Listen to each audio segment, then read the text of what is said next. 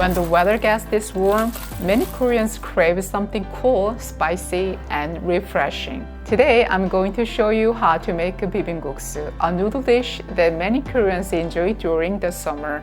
The sweet, tangy, and spicy sauce pairs perfectly with the chewy noodles. First, let's make the sauce. In a bowl, combine 1.5 tablespoons soy sauce, 1.5 tablespoons vinegar, 1 tablespoon maesil syrup, 1 tablespoon sugar, 1 tablespoon sesame oil, 1 tablespoon gochugaru, 1 tablespoon gochujang, 1 teaspoon minced garlic, and 3 tablespoons pear juice or apple juice. Mix everything well until combined. If you don't have a maesil syrup, simply add an extra half tablespoon of sugar instead. The sauce should be slightly loose and moist rather than too thick. This helps it coat the noodles evenly. Julienne a little cucumber for topping. You can also use a lettuce if you prefer. Cut the boiled egg in half and set it aside.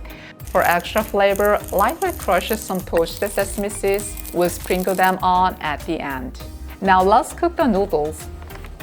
Bring a pot of water to a boil and add 1 teaspoon of salt. Add the somyeon noodles and cook for about 3.5 minutes. When the water starts to boil over, add a little cold water. When it comes back to a boil, add a little cold water once more.